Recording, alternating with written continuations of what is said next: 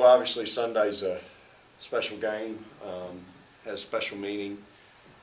For me personally, my mother was involved in 5 separate surgeries in her lifetime. This is long before they had the advancement of medicine, and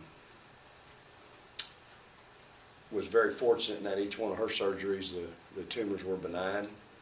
But just know that this is something that I think we embraced many years ago as a organization with the WBCA, and it's really unique in that it's now prevalent throughout sports, pro sports, NFL, and so we're just honored to be a part of it on Sunday, and hopefully we can honor the cause and play well.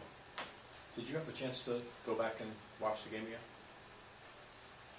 Yes, between vomiting, yes. Of the 27 turnovers, and I hope I won't induce you to. Oh, that's all right. Of the 27 turnovers that you guys committed, how many would you say were either unforced or self-inflicted? Over half. Yeah, it's 12 of them came from the point guard spot, and we had I think Bree had 5. Most of them are very much unforced. Even when you got guards dribbling into spots on the floor that we talk about, where we knew they were going to want to try to maybe get us in a trap situation, to me that's you can fix that. That's avoidable, and so. But that's how they play. They play awfully hard. You got to give them credit. They want you to play in an up and down environment, and they don't think you can make enough plays one-on-one in the open floor. That to me is their philosophy. And for the first half, we didn't have anybody but Victoria Vivians that can make a play in the open floor. And second half, we did a better job of taking care of the ball. We made an adjustment at halftime and let Victoria be the inbounder and put her in the middle, and that kept them from jumping off of her girl and two-man chasing us and jumping. And so that was a good adjustment by my staff. And then, we made plays. We executed. We were in so many. I can't remember the last time I've been a part of running so much good stuff for people and kids making plays, making shots. Obviously, defensively, the second half, once we went to the zone, it really slowed things down for them and gave them a hard time. So, but at the end of the night, 27 turnovers, 66% from the free throw line, and we shot 36 free throws. So, and that's what we do. We lead the country in that. But you got to make more. One more free throw, one less turnover, one more rebound, and we're sitting here today in a whole lot different mood. Do the mistakes, do they counterbalance the plays that Victoria made to hit the 3 to tie it, that Morgan drives the length of the court to tie it, to send it to extra? Do they counterbalance all of those, or do they make those other things that you didn't do even more? Yeah, I mean, your top 15 team, to me, a top 15 team makes those plays. We just reinforced we're a top 15 team, in my opinion, what we did offensively. Defensively, with the turnovers and the missed free throws, no. Those are things that top 15 teams would do in that part of the game too, and we didn't do it. And so, I mean, we played, I think everybody across the country is impressed with Mississippi State and how we compete and all that mess, but at the end of the day, it's still a loss. And, as I said last night in media, after 30 years, I'm way past moral victories in my career, and I don't want my kids to, as proud as I am of them, and I told them that after the game, we still lost the game, and we lost it in areas that we can control. Free throws, 1 rebound, 1 less turnover. And those are things that top 15 team goes in there and doesn't have all those issues, because we certainly made enough plays in a lot of other areas to win the game. I know you've had an opportunity to coach a lot of good freshmen over the years, but just the performance that Victoria had last night, where does that kind of rank among some of the performances you've seen out of a freshman?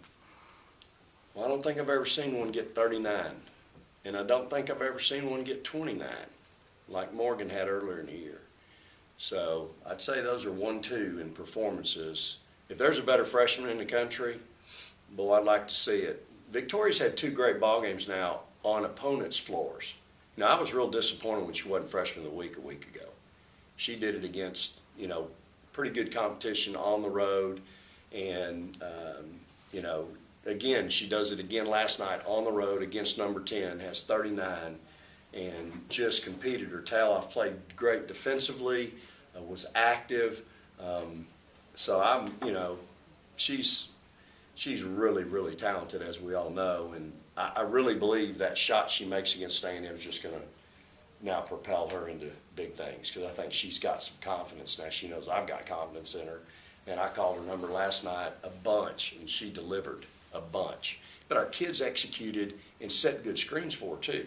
You know, made some good decisions to allow her to be open. Now she's got to make those shots, but hey, y'all, I've seen her make every one of them shots she made last night 100 times. The kid's a player. What have you seen from Florida so far? You know, veteran team, great guard play, tremendous athletic team inside. You know, Kayla Lewis just destroyed Martha last year over there, didn't hardly let her touch it. And she's not but about 6 foot tall, and just really did a good job on Martha last year. You know, Ronnie Williams, another inside player, just really athletic, plays hard, really improved. Both those players are tremendous and improved, but led by senior, you know, and Cassie Peoples. They got Needles back now, and so they're just, you know, they're January Miller's another veteran. I mean, they're just a veteran ball club. Amanda's done a great job. They've had some issues off the court, and it's just next player up, and they've done a masterful job in every night. They go to Georgia last night and win. So they're playing with a lot of confidence. They had Tennessee down at half, lose by 8. You know, Holly Warlick made a great comment, said, you know, they're really good. I don't know, you know, why their record might not be just a little bit better in the league, but they're really good, and they're going to be somebody that, you know, I don't want them to ruin our parade, but they're good enough to ruin a lot of people's seasons. So we're gonna have to play well. What's Kendra's status? Last I heard, she's gonna try to practice today. You know, we've had a lot of. This is the sickest team I've ever had in 30 years. We've had more sickness throughout our team ever. And so, you know, Kendra came down with it after the game the other night. Sharice came down with it. Both of those didn't practice Tuesday. Reese came back Wednesday. Coach Harris was out Tuesday, Wednesday. Didn't fly up till day of game yesterday. It was much better, but Kendra we tried to give her a bag of fluids, and it just didn't help Wednesday. So, but I think she'll be ready to go. Matter of coincidence, you lose the Kentucky games, the last two, similar fashion, not being able to get that last rebound. Yeah. You know, and you look at the film, I got 3 kids standing at the free throw line last night on that shot. And we'll go over that today, but and we talk about it in the huddle. It's not the first shot that beats you. It's the second or the third shot. And, you know, it's 5-on-2 down there. I'm rebounding. Well, it makes no sense, y'all. But, hey, I got to do a better job coaching, obviously, and teaching. And at the end of the day, I've always said this, as a head coach, it's my job to get those kids home into close ball games. Up 4, down 4, 4 to go. It's my job. And you know, I hate it for my players. I hate it for our staff. Because we made enough plays there late, I thought, to win the game. We had some things happen that certainly are unfortunate, but yeah, I thought we made enough plays to win the game. I thought we deserved to win the game. Michael's asked you a couple of times about you know, taking the next step now that you're, you know, top 15, 16 in that range. Is there something that the kids can take from A&M, from Tennessee, from Kentucky to have maybe a little bit more self-confidence to know either when they go to the free throw line or when it's a situation where a rebound has to be made that, hey, now we belong, or does that just not really play into making another basketball play? Well, I think you take from those 3 games, I think our kids do, you know, we feel like, and I do, certainly as the head coach, I feel like we belong. I think we're a top 15 team. I think we've competed in every one of those games. We should have won, you know, should have won a game last night. We were fortunate enough to beat A&M. Tennessee's a 5-point game with 3:17 to go. So and we battled back. In each of those games we got down, and in years past those games would have got away from us and ended up being 20, 25-point games. Instead we battled back, and so I think that certainly shows our mettle, so to speak, and our toughness. But you got to close them out. You got to make plays in those ball games. When you put yourself in that position, one more stop. I was kicking myself over that out of bounds play they ran about 3 or 4 times to that point, that little guard down there on the block. Well, we went back and looked. We can't find it anywhere in any film, so obviously they just put that in. Makes you feel a little better, but it doesn't. The bottom line is we got to make adjustments, even on the fly. You've got to make adjustments, and I think we are a top 15 team, but we've got to figure out a way to close that game out and get that win. Because our ultimate goal, what's our ultimate goal? We got a bunch of them. Whether it's the SEC tournament, postseason, whatever it is, that game had ramifications last night, and and certainly we're still in control of our own destiny. With 4 to go, we still control everything that's in front of us, but the pats on the back after playing games well, it's great, but it's not who I am, and I don't want it to be who my players are. We're about winning. We're about results. When I go up to the hill and have my evaluation, it's about results. That's how I'm held accountable. It's how every coach is held accountable at this level, and it's about results. And that's what you try to teach young people. It's a game, but you're trying to teach young people the real world. It's about results. You don't walk into the boss's office and tell him him or her, when they're upset with you about your results, well, I'm doing the best I can. You'll get this response. Well, if you're doing the best you can, then I probably need to find somebody else. That's the game of life that we have within the game of basketball. And my message today with them is going to be, hey, I'm proud of you, but it's about results, and we got to find a way to fix our problems. What's our problems? Free throws. That's a problem. Well, where's my sheet that says everybody shot 200 free throws this week? Hadn't gotten one in about, however long. What do you, I can't shoot them for you. So, things like that. It's an accountability issue. I'm accountable, and I want them to be accountable. I know my staff's accountable.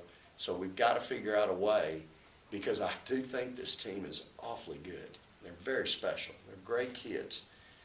It's not about that. We're in an accountability business, and and we're in a result business.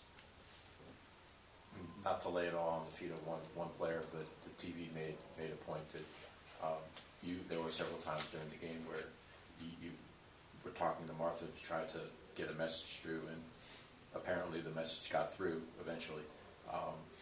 Is there some greater sense of accountability for a senior who's playing the most minutes of any of those seniors to not have to be reminded 2 or 3 times during the course of a very important game with ramifications?